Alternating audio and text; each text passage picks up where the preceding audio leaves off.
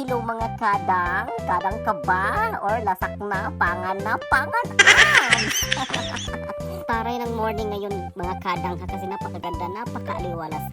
Sumasabay talaga siya sa panahon ng event ng kapatid ko, which is kasal niya ngayon. So pangatlong kapatid ko siya, so pang-apat kasi may half sister kami. So andito kami ngayon sa Labresa Beach Resort dito sa Barangay Akmat, Iligan City. So hindi siya medyo malayo. So nag-start kami ng mag-make up ng 4 a.m. Tsaka, ito yung mga mini-make up namin na wedding entourage. So, pinsan ko yan, o, diba? Halos ng mga mini-make up na entourage, mga kadang is mga pinsan ko, diba?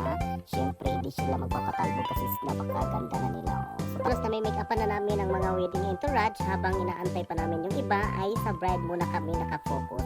Yan po yung bride na magiging sister-in-law ko at magiging party na siya ng aming pamilya simula ngayong araw, diba, bongga? At alam nyo ba mga kadang na sobrang hirap talaga kasi first time tong may ikakasal sa kapatid ko na lalaki. Sobrang napakahirap talaga mga kadang kasi halos kami lahat ng pamilya ko wala talagang tamang tulog kasi busy lahat sa preparasyon ng kasal nila at kahit ang pamilya ng aasawahin ng kapatid ko ay halos busy lahat. Dahil gusto talaga ng mga pamilya namin mga kadang na maging maayos at mahusay at maging matagumpay yung kasal nila. Dumating na yung mga ibang wedding entourage at tapos na din kaming mag-makeup niyan at saka prepare namin yung bride kasi may gaganapin pa sila na pictorial kasama yung mga wedding entourage. Tsaka yung mga magulang namin at saka magulang din ng sister-in-law ko kasama ng mga kapatid ko. Tsaka mga kapatid ng sister-in-law ko. Pero bakit napagod? Hoy bayot, naunsak ka. So tapos na silang mag-pictorial. So nire-retouch na yung sister-in-law para malagay na yung belo kasi malapit na mag-start yung wedding ceremony. O diba? So nag-start na siya mga kadang. Tapos rumampa na dyan yung magiging sister-in-law ko. Pero bakit naging emotional lahat? Habang sinalubong ng kapatid ko yung magiging asawa niya ay panay iyak siya at dito na din nakita ko na umiyak na din mga kapatid ko at saka papa at mama ko. At alam nyo ba mga kadang, first time ko nakita yung papa ko na umiyak na ganito tsaka yung mama ko. Kasi, ewan ko sa mama ko kasi hindi siya umiyak para siguro sa kapatid ko or umiyak siya dahil yung baboy niya kinatay na hindi pa bayad. Charis lang. Sa totoo lang talaga, naging emotional talaga yung mama ko kasi pinakaunang anak niya ito na kinasal ng ganito. So first time talaga, tsaka yung papa ko hindi ko talaga ma-explain kung umiiyak ba siya sa tuwa or umiiyak siya dahil kinatay yung baboy na hindi pa bayad. Charis lang talaga yan ha. Baka makikita tong video na to sa kapatid ko, pupukbukin niya. Pero sa totoo lang talaga mga kadang, umiyak na talaga ako nito kasi nag-iyakan na sila, parang tumalikod na lang talaga ako mga kadang at punasluhan na lang talaga ako sa gilid kasi hindi ko talaga ma-express yung happiness na nararamdaman ko para sa kapatid ko. Kasi alam nyo talaga mga kadang, itong kapatid ko na to ay love na love ko talaga kahit nung bata pa kami ay magkaaway talaga kami. Nagbugbugan. Siya talaga yung kapatid ko na unang nagbugbugan kami. Yung iba hindi. Kasi ako kasi ang panganay tapos yung mga iba kong kapatid ay takot talaga sa akin nung una pa. Pero ngayon, ako na yung matakot kasi malalaki na sila. Ako na naman ang mabugbog nila. Pero alam nyo ba mga kadang, itong kapatid ko na to na kinasal, nung bata pa talaga siya ay lahat ng bisyo, meron talaga siya. Napakabarumbado ng batang to. Tapos ngayon, nago talaga siya ng Diyos. Malaki talagang pinagkaiba niya ngayon at noon at ngayon talaga mga kadang. Kasi iba na talaga siya ngayon. Nag-iba yung ugali. Iba talaga mga kadang kapag nagsiservisyo ka para sa Panginoon kasi takot ka. Takot ka na may gagawing mali kasi may Diyos ka sa puso mo. May pinaniniwalaan ka. Di kagaya ko na demonyeta. Charis lang ha. Okay, balik na tayo sa event kasi napapalayo na tayo sa chika. So, tapos na yung seremonyas mga kadang. So, picture taking na yan together with mga ninong at saka ninang. Family ng sister-in-law ko at saka family din namin, mga kapatid, friends, churchmate, co-workers at saka mga bisita. So, pagkatapos yan mga kadang ay nag-start na yung proper program. At ito yung unang pag-games na tinatawag na couple game, diba? Talagang nai-enjoy ako talaga dito sa game na to mga kadang kasi parang bulgara na ng sekreto ng mag-asawa, diba? So, sobrang dami ko talagang tawa dito mga kadang kasi talagang yung mga sekreto talaga nila nabubulgar. Yung mga private nabubulgar. At pagkatapos ng unang pag-game ay nagsimula na yung pinakahintay ng lahat. Ito yung tinatawag na money bridge. So yung mga ninong at ninang ay maglalapag ng pera at saka kukunin ng groom patungo sa kanyang asawa at tapos i-remit. So yung traditional na is hindi na talaga siya, medyo oso ngayon yung gala-gala, yung ipipin yung pera. So ngayon is parang nandito na tayo sa mga millennials. So ito na yung uso, yung money bridge, o diba?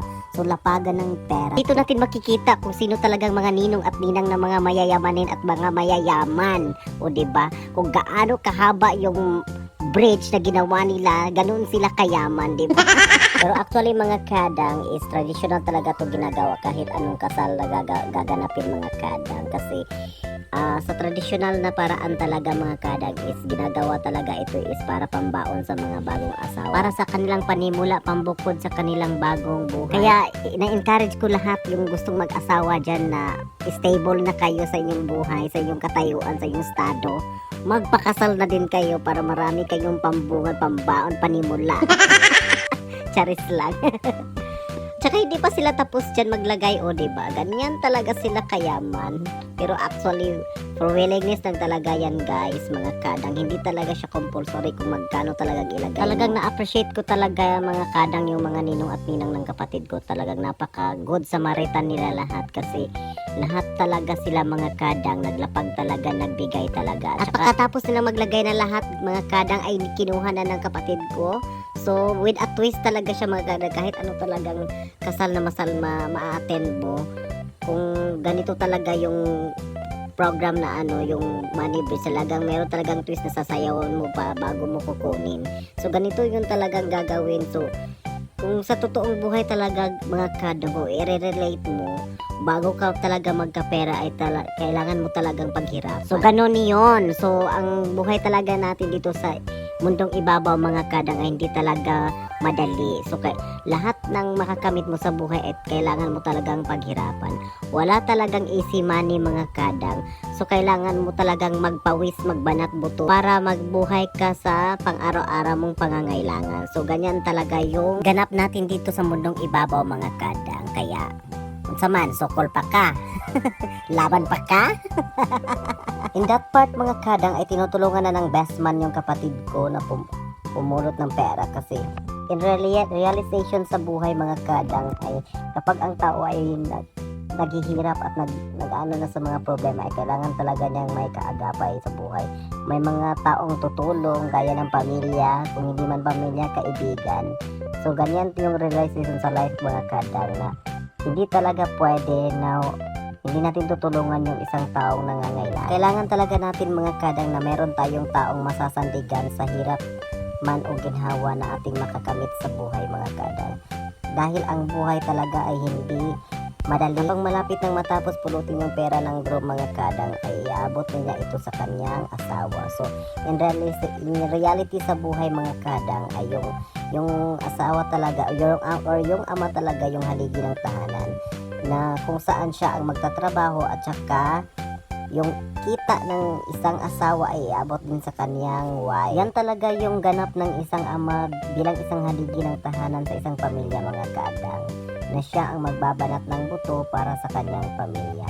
So yun lamang po, at pagkatapos ng event ng programa ay kainan na, kasi kahit ako naman dyan mga kadang ay gutom na din, at saka kitang-kita naman na naging masaya yung naging successful yung event mga kadang, at kitang-kita na lahat ng mga tao ay nakikita yung saya sa kanilang mga mukha.